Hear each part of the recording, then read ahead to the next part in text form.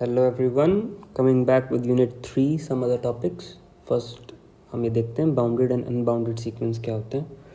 बहुत सिंपल सा एक बेसिक आइडिया है दैट वी नो दैट हमारे पास सीक्वेंस है, नेचुरल नंबर से रियल नंबर तक डिफाइंड एक सीक्वेंस है हमारे पास. एक्स एन से हम उसे डिनोट करते हैं. Now there is a possibility कि भाई एक्स एन यानी कि जब मैं इनकी डिफरेंट वैल्यूज डालूँ तो ये टेंड्स टूवर्ड्स सम इन्फिनिटी कर दे या टेंडिंग टूवर्ड्स सम किसी फाइनाइट वैल्यू की तरफ कर दे. कि एन की डिफरेंट वैल्यू डाली लेकिन एक पर्टिकुलर वैल्यू ऐसी मिल रही है मुझे जिससे बड़ी एक ऐसा नंबर मुझे मिल रहा है सीक्वेंस से कंपेयर करते हुए कि जो मेरा सीक्वेंस है ना वो कैपिटल एम एक ऐसा नंबर है उससे बड़ी वैल्यू दे नहीं पा रहा. वो इस तरीके से डिफाइंड है कि वो उससे बड़ी न्यूमेरिकल वैल्यू प्रोड्यूस ही नहीं कर पा रहा है. या फिर ऐसा हो सकता है कि मुझे सीक्वेंस से कोई ऐसी छोटी वैल्यू मिल जाए कि एक्स एन के अंदर मैं एन में जो भी वैल्यू डाल दूँ वो कभी भी इस स्मॉल एम से छोटी और छोटी नहीं हो पा रही है.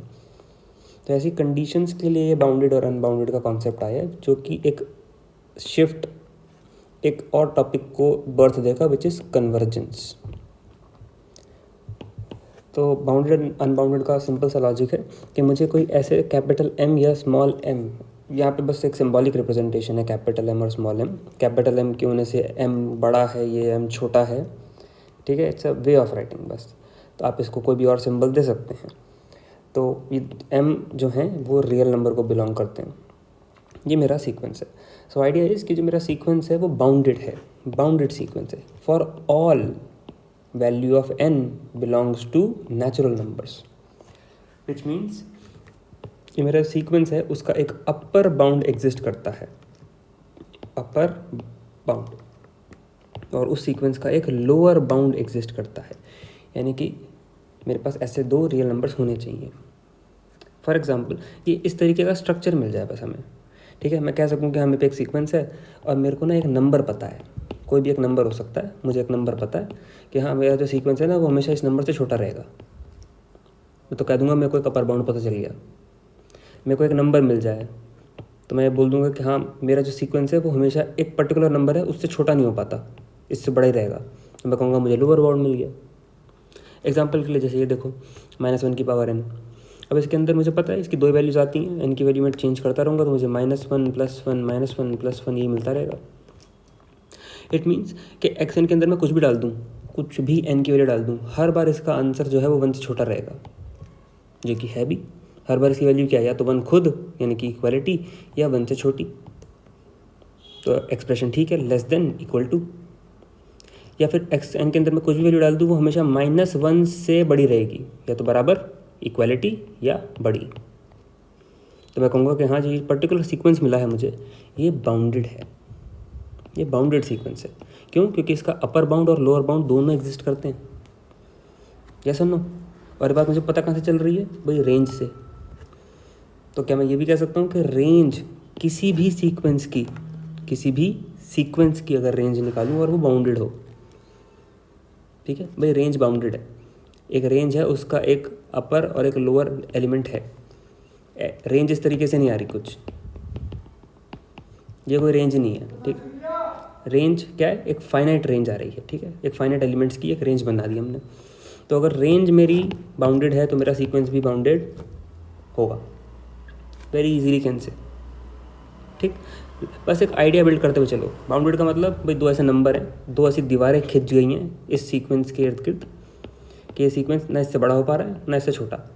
तो ऐसी दो वॉल्स यानी कि नंबर लाइन अप्लाई करने वाले ऐसे दो नंबर मिल जाएँ बस मुझे, जिससे और छोटा सीक्वेंस नहीं हो पा रहा है, वो चाहे कितना ही मूव कर ले लेकिन इससे आगे नहीं जा पा रहा और इससे पीछे नहीं जा पा रहा. बस इतना देखना है हमें. अच्छा, ऐसा हो सकता है कि मुझे केवल और केवल अपर बाउंड मिले लेकिन लोअर ना मिले. ऐसा भी हो सकता है कि मुझे केवल लोअर मिले लेकिन अपर ना मिले.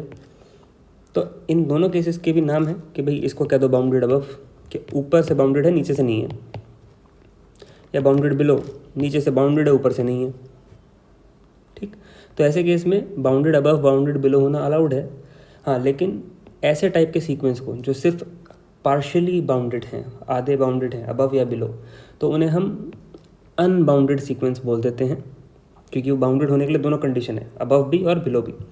अगर एक ही है तो फिर हम उसे बाउंडेड अबव या बाउंडेड बिलो कह के छोड़ सकते हैं, पर वो bounded sequence as a word नहीं कहलाया जाएगा। एग्जाम्पल देखो, n, अब n की वैल्यू क्या है, n तो नेचुरल नंबर ही है, तो n की जगह मैंने 1 डाला तो 1 आ गया, 2 डाला तो 2 आ गया, 3 डाला तो 3 आ गया, तो इसकी रेंज है 1 से शुरू होकर इन्फिनिटी तक जा रही है। अब इन्फिनिटी का मतलब है कि इसका अपर यानी कि इस रेंज का जो मैक्सिमम नंबर है भाई वो नहीं पता, लेकिन हाँ जो एक मिनिमम नंबर है, एक लोअर नंबर, वो पता है कि मैं इस सीक्वेंस के अंदर छोटी से छोटी वैल्यू 1 ही पा सकता हूँ। 1 से छोटी वैल्यू ये सीक्वेंस कभी दे नहीं पाएगा। बड़ी के लिए मैं कुछ कह नहीं सकता भाई, बड़ी तो इन्फिनिटी जा रही है। देन आई कैन से कि हाँ ये सीक्वेंस है ना, ये बाउंडेड है, लेकिन बाउंडेड बिलो, यानी कि एक ऐसी एक लाइन मिल गई है मुझे नंबर लाइन पे विच इज़ 1, कि जो सीक्वेंस है वो हमेशा इससे बड़ी वैल्यू ही दे रहा है, छोटी वैल्यू नहीं दे पा रहा। ठीक है, ऐसे बनाना चाहिए इसे, दिस इज राइट, कि 1 दे पा रहा है, उससे बड़ी नहीं दे पा रहा, वो उससे छोटी नहीं दे पा रहा, पीछे कुछ नहीं है, बस आगे जा रहा है। एक और एग्जांपल देख लेते हैं छोटा सा, ये n/n+1, ये भी एक सीक्वेंस है। ठीक है, इसके अंदर भी n चेंज करता रहेगा। n की वैल्यू 1 डालूंगा तो क्या आएगा 1/2, 2 डालूंगा तो आएगा 2/3, 3 डालूंगा तो 3/4 एंड सो ऑन, ये चलता रहेगा। भाई मुझे जानना है करेगा क्या, तो कुछ नहीं हुई, n की value at infinity, at very maximum value क्या हो सकती है बस वो जान लेते हैं। भाई छोटे से छोटा इसने 0.5 बना दिया अभी। ठीक है, ये क्या वैल्यू होती है, ये होती है 6/18, 0.6 समथिंग आ रही है। ठीक है, ये क्या होगी 4 6 28, हाँ 4 6 समथिंग होगी, तो 5 से 0.5 से बड़ी बड़ी बड़ी हो रही है ये है ना, इंक्रीजिंग, बढ़ता बढ़ता बढ़ता जा रहा है। लेकिन इन्फिनिटी पे क्या देगा, तो limit n tends to infinity पे, इसको थोड़ा सा बैलेंस कर लेते हैं। वी नो दैट, ये ना कि n से पूरी इक्वेशन को न्यूमरेटर और डिनोमिनेटर को डिवाइड कर दो तो we will get this, at infinity पे 1 जा रहा है, तो यानी कि मैक्सिमम से मैक्सिमम वैल्यू मैंने जब n की डाली तो मुझे केवल 1 मिला, और मिनिमम से मिनिमम वैल्यू भी मैंने डाल के देख ली, लेकिन 0.5 से नीचे जा नहीं पा रहा ये, तो मुझे 2 वैल्यू मिल गई कि भैया ये जो पर्टिकुलर इस टाइम पे हमने ये वाला एक्शन निकाला है ये हमेशा 1 से छोटा रहेगा और हाफ से बड़ा, ये बाउंडेड हो गया।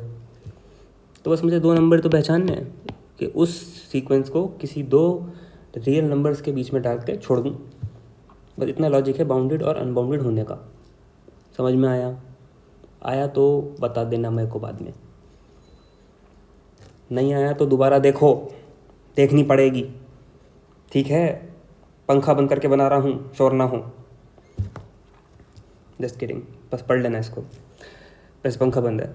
कन्वर्जेंट ऑफ द सीक्वेंस, देखो कन्वर्जेंस क्या होता है, बाउंडेड अनबाउंडेड के बाद का ही ये कनेक्टेड टॉपिक है कन्वर्जेंस। कन्वर्जेंस का मतलब ये है कि जब आपने limit n tends to infinity करी अपने सीक्वेंस में, तो वो पहली बात एग्जिस्ट करने का मतलब ये है कि जब आपने n टेंड्स टू इन्फिनिटी डाला तो आपका सीक्वेंस भी इन्फिनिटी की तरफ नहीं भागा भाई, वो किसी फाइनाइट वैल्यू की तरफ ही गया। ठीक है, वो खुद इन्फिनिटी नहीं भागा, वो फाइनाइट हुआ। अब फाइनाइट हुआ तो किस फाइनाइट वैल्यू की तरफ गया, भाई मैं कह रहा हूँ फिलहाल के लिए वो किसी l नाम की वैल्यू की तरफ गया। अगर ये दोनों कंडीशन सेटिस्फाई हो रही हैं कि वो एग्जिस्ट करता है और किसी l के इक्वल है, तो हम कहेंगे कि जो मेरा सीक्वेंस है वो कन्वर्ज करता है टू l। और कन्वर्ज तभी होता है जब n इन्फिनिटी की तरफ हो, यानी कि n की मैं बड़ी से बड़ी वैल्यू डाल के देख लूँ, उस टाइम पे कैसे बिहेव कर रहा होगा वो फंक्शन, वो सीक्वेंस, वो मेरे को बता देगा। ठीक, तो ये स्टेटमेंट बड़ी इंपॉर्टेंट है।